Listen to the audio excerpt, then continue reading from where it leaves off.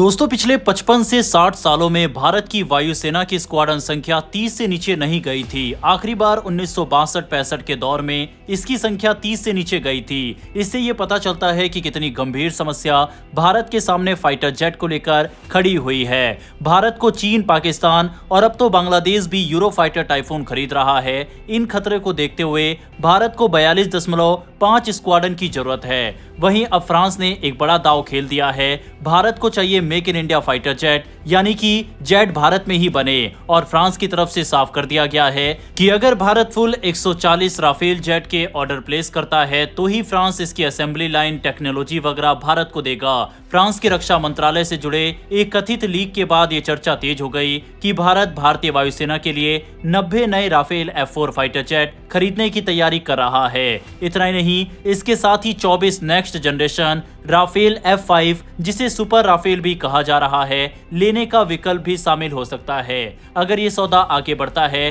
तो ये भारतीय वायुसेना के इतिहास के सबसे बड़े और रणनीतिक सौदों में से एक होगा। दरअसल जैसा कि हमने आपको बताया कि आज की तारीख में भारतीय वायुसेना के पास सिर्फ 29 स्क्वाड्रन बची है, जबकि स्वीकृत संख्या 42.5 स्क्वाड्रन की है। स्वदेशी लड़ाकू विमान कार्यक्रमों में देरी और पुराने विमानों के रिटायर होने की वजह से ये कमी और गंभीर हो गई है। ऐसे में वायुसेना को जल्द से जल्द नए मल्टी रोल फाइटर एयरक्राफ्ट की जरूरत है और राफेल इस जरूरत को तुरंत पूरा कर सकता है। वहीं इसी बीच दूसरी तरफ हालात तेजी से बदल रहे हैं। अमेरिका ने हाल ही में पाकिस्तान के F-16 फाइटर जेट कार्यक्रम के लिए $686 मिलियन का अपग्रेड पैकेज मंजूर किया है, जिससे ये विमान 2040 तक उड़ान भरते रहेंगे। पाकिस्तान पहले से ही चीन की J-10C फाइटर जेट्स अपग्रेड कर रहा है, जिनमें लंबी दूरी की PL-15 मिसाइलें लगी है। इतना ही नहीं, पाकिस्तान अब चीन के J-35 पांचवी पीढ़ी के फाइटर विमान खरीदने की भी कोशिश कर रहा है। वहीं चीन खुद लगभग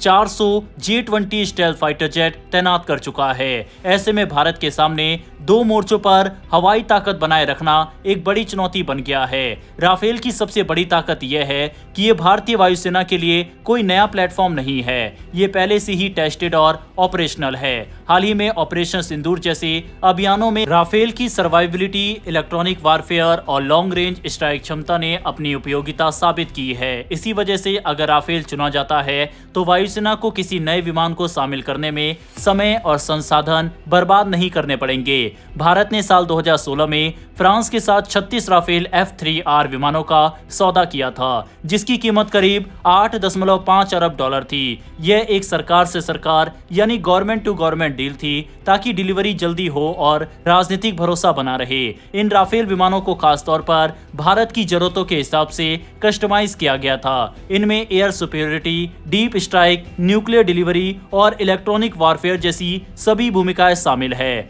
राफेल F3R में meteor missile, mica missile, hammer smart बम, टेलियोस टारगेटेड पॉड और बेहद ताकतवर स्पेक्ट्रा इलेक्ट्रॉनिक वारफेयर सिस्टम मौजूद है। इसके अलावा भारत के लिए खास तौर पर इसमें Israeli helmet mounted display, spice 1000 बम, लेह जैसे हाई एल्टीट्यूड बेस के लिए कोल्ड स्टार्ट क्षमता, भारतीय सैटेलाइट कम्युनिकेशन और अस्त्र मिसाइल का इंटीग्रेशन किया गया है। अब बात करते हैं राफेल F4 की। ये राफेल का अगला और ज्यादा एडवांस वर्जन है, जिसमें बेहतर sensor fusion, network centric warfare और अपग्रेडेड इलेक्ट्रॉनिक वारफेयर क्षमताएं दी गई है। F4 स्टैंडर्ड को 2023 से फ्रांस की वायुसेना में शामिल किया जा रहा है और ये 2040 तक फ्रांस का मुख्य फाइटर बना रहेगा। अगर भारत 90 राफेल F4 लेता है तो इसकी डिलीवरी 2029 के आसपास शुरू हो सकती है। इसके बाद आता है सबसे दिलचस्प हिस्सा, राफेल F5, जिसे सुपर राफेल कहा जा रहा है। ये वर्जन 5वीं और 6ठी पीढ़ी के फाइटर जेट के बीच की कड़ी माना जा रहा है। इसमें और ज्यादा ताकतवर इलेक्ट्रॉनिक वारफेयर, दुश्मन की एयर डिफेंस को खत्म करने की क्षमता, नई रडार टेक्नोलॉजी और ज्यादा पावरफुल इंजन होगा। F5 को इस तरह डिजाइन किया जा रहा है कि एक फ्लाइंग कमांड सेंटर की तरह काम कर सके। राफेल F5 में नया थेल्स RBE2x-G रडार, ज्यादा ताकतवर TREX इंजन और भविष्य की हाइपरसोनिक न्यूक्लियर मिसाइल ASN-4G ले जाने की क्षमता होगी। इसके साथ ही ये ड्रोन और लॉन्ग विंगमैन के साथ मिलकर उड़ने में भी सक्षम होगा। भारत के लिए प्रस्तावित योजना में 24 राफेल F5 शामिल हो सकते हैं, जिनकी डिलीवरी 2030 के आसपास शुरू हो सकती है। इस पूरे सौदे का एक और बड़ा पहलू है मेक इन इंडिया। फ्रांस की कंपनी साफरान पहले ही हैदराबाद में राफेल के इंजन के लिए MRO फैसिलिटी बना रही है। राफेल का फ्यूजलेस भारत में बनाने की योजना भी मौजूद है। अगर कुल संख्या 114 + 26 तक जाती है तो भारत में पूरी असेंबली लाइन लगना संभव हो जाएगा, जिससे न सिर्फ भारत बल्कि दुनिया के लिए राफेल बनाए जा सकेंगे। आखिर में सवाल यही है कि क्या ये सौदा होगा? फिलहाल भारत सरकार कह रही है कि प्रस्ताव अभी एक्सेप्टेंस ऑफ नेसेसिटी और कैबिनेट कमेटी ऑन सिक्योरिटी की मंजूरी पर निर्भर है। लेकिन जिस तरह भारत फ्रांस रिश्ते मजबूत हो रहे हैं और जिस तरह क्षेत्रीय हालात बदल रहे हैं, उससे साफ है कि राफेल भारत की रणनीतिक ताकत का एक अहम स्तंभ बनने जा रहा है।